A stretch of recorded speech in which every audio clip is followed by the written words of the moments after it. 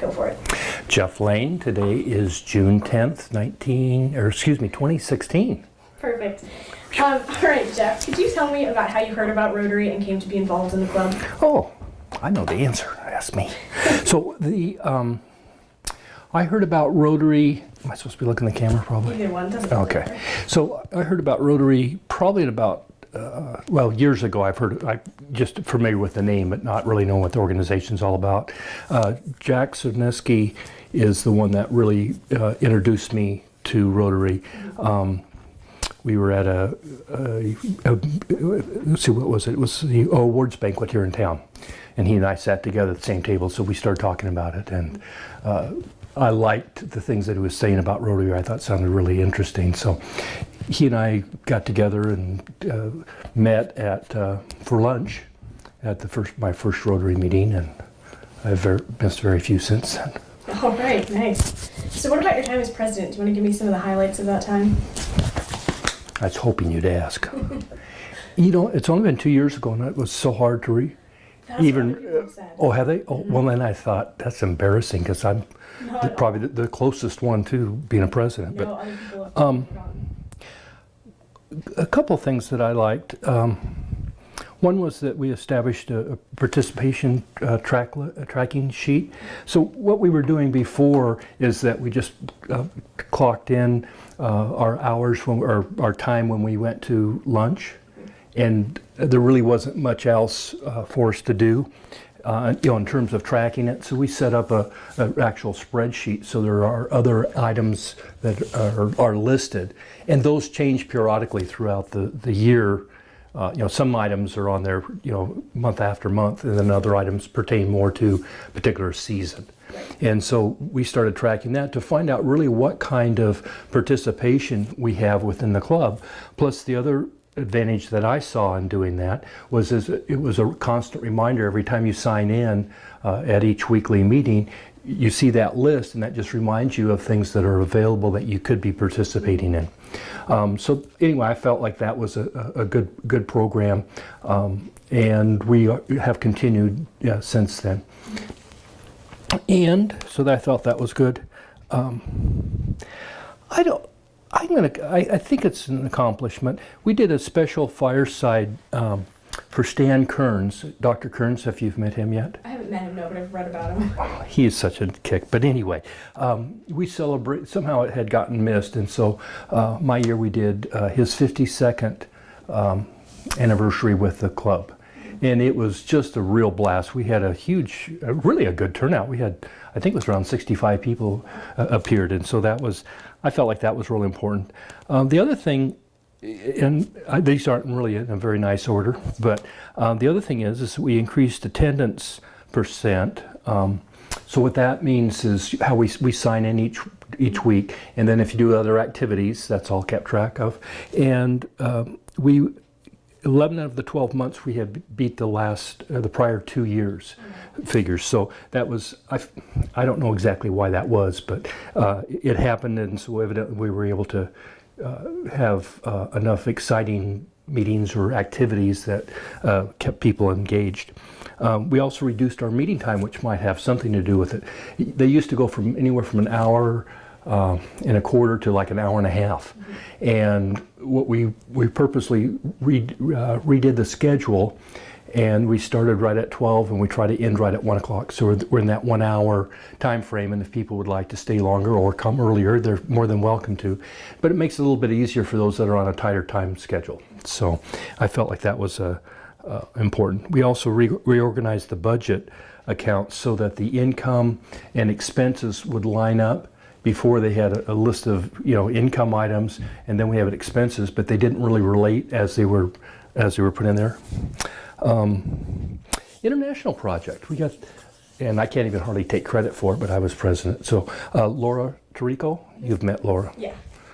What a fireball. But anyway, she doesn't slow down. But she was able, and we gave her, the board okayed it for her to look at putting together an international project. We've always had the Guatemala project, which you've probably heard a lot about already, but we were able to start a second one, was Kathmandu. And so with Laura's superb leadership, she was able to raise $45,000 towards that project. So that was really neat.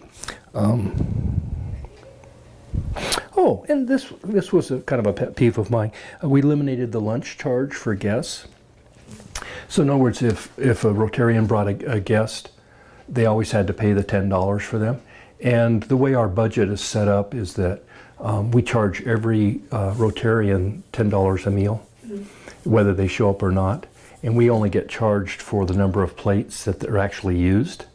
So there's usually extra there. So, you know, I just couldn't see if we're bringing a guest and want to encourage them to join or be a part of Rotary, that why should we be charging the individual who brought them as a guest? So anyway, we stopped that. That's all I could think of. That's no problem. I just put it together this morning. So. Don't worry about it. Anyway. Other questions, probably not related to projects. Uh-oh. How would you say that Rotary's impacted you? That's very powerfully, if I can say that. It was what, in one sense I'll say what I was looking for. I got involved in chamber earlier, and that's, actually it was through the chamber that I met Jack at the Words Banquet. And I love the chamber, but because I wanted to do more in the community, and I looked at it from a business standpoint. How could we make the businesses stronger? And by doing that, make the family stronger? But it wasn't a real good venue to be able to do that. I mean, I would have to be at a full-time plus have a staff to be able to make what I was dreaming of a reality. In Rotary, you're able to immediately begin to touch people's lives in this community. And I mean, that's what it's all about. And so now I actually plan on retiring it someday because I have something to retire to. And that's really how do we help this community in a more effective way? How can we help the kids? In fact, I was talking to the wife of today, the wife of the special, the alternative high school. And we were talking about the changes that I would like to see in the education system. And her husband and I really line up closely, it sounds like, on that. And I've met Bill, he's actually in the morning club, Bill Rogers. But, and I've also talked with Dave, who's in our club, which I don't know, you probably haven't seen him yet. He doesn't come very often, right, because he was wearing two hats. He's the assistant superintendent of schools, and also he's operating as the principal of the high school this year. And that was because the position was vacated too close to the school season or starting. So we have a new individual involved, and so I'm really excited about what I see Rotary's positioning ourselves in helping the high school kids and towards not everyone will be going on to college. We know that. We have a scholarship program set up that you heard about already. We gave out $48,000 this year, and I think same amount as last year, in fact. So, but I see some real opportunities there to help the kids kind of find themselves, if you will, find out what their strengths are, their aptitude. If we can help develop that and then design some programs, and the programs would be more like possibly like it could be during the school days, but also could be like on a Saturday where we could have a conference that they could come to and have guest speakers and talk about a variety of things that they could do. I'm probably getting off the subject, but this was all, you asked about what I saw with Rotary and why it's important. With Rotary, you could, a lot of things are possible. I mean, we have people that love helping the community. We also piggyback with other groups within the community. And so, I mean, we just need to figure out how to help the various peoples in a very fundamental and basic way, instead of just handing out all the time, but actually giving them self-esteem, building their self-esteem, giving them hope. I could be a preacher too, by the way. But anyway, I was asked actually about that one. But anyway, but that's what Rotary is really meant to me. It's just the opportunity and a vehicle, if you will, to see that happen and be part of that. Plus, I've met some wonderful. I mean, when you become a Rotarian, I don't know, this sounds kind of strange, cultic-like. But anyway, when you're a Rotarian, I can go anywhere else and I've met Rotarians, and it's kind of like you have that somewhat of an instant bond. I mean, it's not like you're going to get along with everybody. That's just not the way we are and the way the world is. But there really is a kind of a bond that kind of breaks down some of those initial barriers, and so I think that's really neat. Great. Yeah, I think that answers that question pretty well. Yeah, sorry. No, that's You got me wound up now. Do you have any advice for future Rotarians? I would say that, the biggest thing is, and we use this term on the board meetings, but it's really how do you help people get engaged? And I think that's the big thing.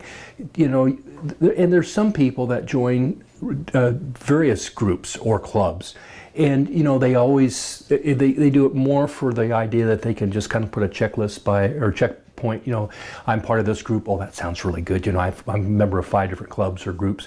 But with Rotary, if you really want to enhance your life as well as others, and I think by helping others it enhances yours, that get involved, get engaged, and you don't have to do only what the programs we currently have. If you have a passion for something in the community that you would like to see, bring it up. Let's get it done, because that's what then it's very much rewarding to you as an individual. Mm-hmm.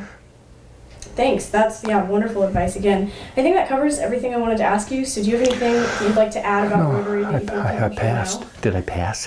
You did great. I didn't get kicked out yet. I'm a fast talker on that. So, but anyway, I don't think so. I don't know. It's.